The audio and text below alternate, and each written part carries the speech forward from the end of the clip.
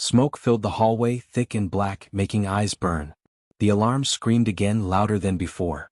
Marcus covered his mouth with his shirt and tried to breathe slow. Guards ran past his cell, shouting into radios. Someone yelled, "Fire in the kitchen." Another voice answered, "Keep them locked in." Locked in.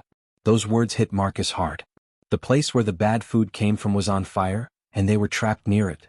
Minutes felt like hours. Finally, the doors opened and guards rushed prisoners into the yard, even though it was night. The cold air felt sharp but clean. Men coughed and bent over. Marcus saw 2 prisoners carried out on stretchers. Their faces were gray. One did not move at all. In the yard, everyone talked at once. The meat was rotten. They knew.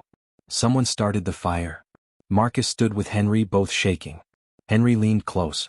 "This is bigger than food," he said. "This is a crime." By morning, the prison was silent. No yard time. No work duty. No meals. Just guards everywhere.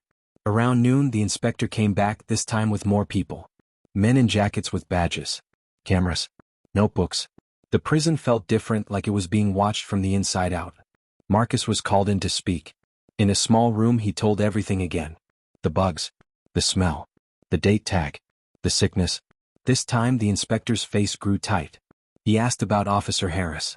Marcus told him what Henry said about the kitchen. After hours, Marcus returned to his cell.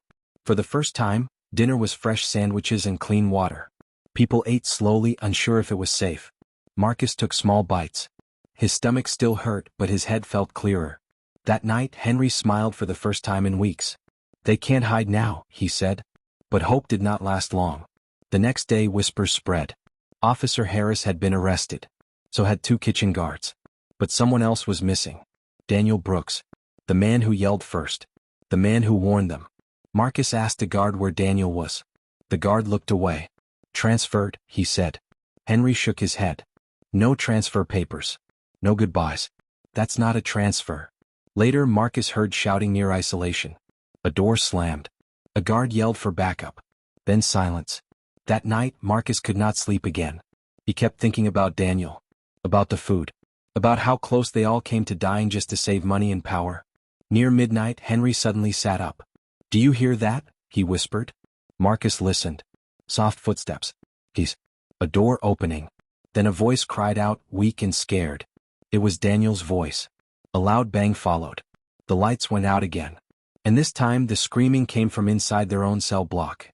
The lights stayed off and the room filled with panic. Men shouted. Trays crashed to the floor. Guards yelled orders no one could hear.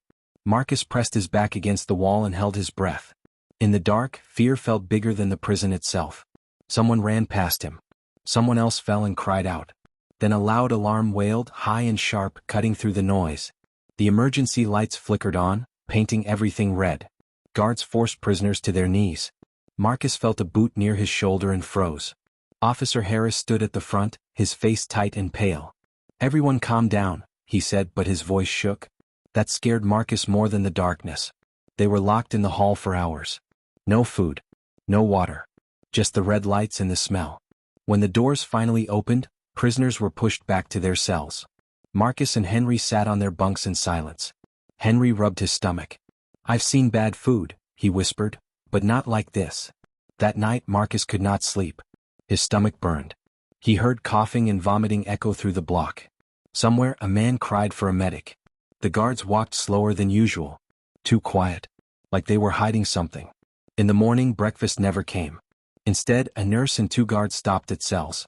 They checked mouths, eyes, and hands. When they reached Marcus, the nurse frowned. "You ate the meat?" she asked. Marcus nodded. She wrote something down and moved on. By noon, rumors spread fast. 3 prisoners were in the medical wing. One had passed out. Another had a fever so high he shook. Daniel Brooks, the man who yelled in the hall, was taken away in handcuffs. Some said he was sent to isolation. Others said worse. Later that day, Henry told Marcus a secret. "I worked in the kitchen last year," he said. "They made us scrape mold off meat and cook it again. They said heat kills everything." Henry's eyes were tired. "It doesn't." That evening, dinner arrived again. New trays. Same smell. Marcus pushed his tray away. Hunger screamed at him, but fear screamed louder. Around him, men argued. Some ate fast like animals. Others refused and were written up by guards. Suddenly the door at the end of the block opened. A man in a suit walked in with two officers. He looked clean and calm like he did not belong there. "That's the inspector," Henry whispered. "From the state." Hope rose in Marcus's chest. Maybe someone would listen. Maybe the truth would come out. The inspector walked past cells asking questions. When he reached Marcus, Marcus spoke fast. He told him about the bugs, the date tag, the sickness. The inspector nodded and moved on. Minutes later, Officer Harris stormed back into the block. His face was red. "Locked down," he shouted. Doors slammed shut. Marcus's heart dropped. Henry grabbed his arm. "That's bad," he said. "That means they're hiding something." From down the hall, a scream tore through the air. Then another. Then a loud crash from the kitchen wing, followed by the smell of smoke creeping under the doors. The screaming stopped as fast as it started. When the lights came back on, guards flooded the block. Marcus and Henry were pulled from their cell and forced face down on the floor. Cold cuffs snapped shut around Marcus's wrists. His heart beat so hard it hurt. All he could think about was Daniel's voice. It had sounded close. Too close. Hours passed before anyone spoke to them. Finally, the inspector returned, looking tired and angry. Behind him were police officers, not prison guards. That alone told Marcus something big had changed. They found Daniel Brooks alive, locked inside a food storage room near the kitchen. He was weak, sick, and covered in bruises but breathing. Daniel told them everything. After he shouted about the food, Officer Harris and another guard dragged him away. They locked him up and fed him nothing but the same rotten meat to keep him quiet. Daniel said the fire started when a prisoner working in the kitchen snapped and tried to destroy the bad food so no one else would eat it. The truth spilled out fast after that. The investigation showed that for years Iron Gate Prison had been feeding prisoners expired food, spoiled meat, and leftovers meant to be thrown away. Some guards sold the good food outside for money. Others used meals as punishment. Reports were changed. Dates were hidden. Complaints were buried. It was not a mistake. It was a crime. Doctors confirmed that dozens of prisoners had gotten sick from the food. One man had almost died. The state shut down the kitchen the same day. News trucks lined up outside the prison gates. For the first time, people on the outside were listening. Officer Harris and the others were charged with serious crimes. Evidence filled boxes. Photos. Text. Test results. The inspector shook Marcus's hand before leaving. "You helped stop this," he said. Life inside Iron Gate slowly changed. A new food company took over. Meals were simple but clean. Fresh fruit came once a week. For the first time, Marcus ate without fear. Hunger was still there but not dread. Daniel was moved to the medical unit, then transferred for his safety, this time with papers and witnesses. Before he left, he looked at Marcus and Henry and said, "Never stay quiet when something is wrong." Months later, Marcus sat on his bunk and thought about everything. Prison was still prison. The walls were still high. The doors still locked. But one thing was different now. The secret was gone. What prisoners really eat in maximum security prisons was no longer hidden behind steel doors and lies. It was written in reports, shown on the news, and remembered by everyone who survived it. And Marcus knew one thing for sure. The most dangerous thing in prison was not always the bars or the guards. Sometimes it was the food on the tray. The smell hit Marcus Reed before the door even closed. It was not the smell of warm food or fresh bread.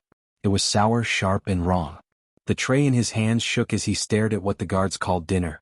On the plate was a gray lump of meat, wet bread, and a scoop of beans that moved on their own. A tiny bug crawled out and fell onto the floor. Around him, other prisoners stared too. One man whispered, "That's not beef." Another said, "They fed us this last week." 3 guys got sick. Marcus felt his stomach twist. This was what prisoners really ate in maximum security prison, and tonight something terrible was about to happen. The lights buzzed. The guards shouted for silence. Marcus took one bite because hunger can be louder than fear. The taste was bitter and oily like trash left in the sun. He gagged. Across the room, a prisoner named Daniel Brooks slammed his tray down and stood up. "This is poison," he yelled. The guards rushed in. Batons lifted. A scream echoed. Marcus looked down at his tray again and saw a small tag stuck to the meat. It had a date from 5 years ago. 5 years. His heart raced as the room exploded into chaos. Hours earlier, the day had started quietly. Marcus woke to the sound of keys and boots. He had been in Iron Gate Prison for 2 years, locked away for a crime he said he did not fully commit. Iron Gate was the kind of place people feared even on TV. Thick walls. No windows you could open. Cameras everywhere. The rules were simple: obey, eat, sleep, repeat. Breakfast that morning was thin oatmeal and cold milk. Marcus ate slowly and shared a look with his cellmate Henry Cole. Henry was older and knew how things worked. "Food is power here," Henry said softly. "The kitchen decides who lives easy and who suffers." Marcus laughed it off, but later in the yard he heard rumors. The kitchen boss, a guard named Officer Dale Harris, had been cutting deals. Good food for favors. Bad food for troublemakers. Meat swapped out. Supplies sold outside. Trash mixed in. The worst rumor was that expired food from closed stores was dumped into the prison at night. By afternoon, Marcus felt uneasy. His stomach hurt. In the hallway he saw two prisoners arguing over a packet of peanut butter like it was gold. A man traded his shoes for a single apple. Hunger made people cruel. Hunger made people desperate. When dinner came, the truth showed itself on those trays. The bugs. The smell. The old date tag. Marcus stood as Daniel shouted. Guards stormed in. Batons came down. Someone fell. Blood hit the floor. Then the lights went out. In the darkness, Marcus heard a voice scream from the kitchen hall. "They're locking us in with the food."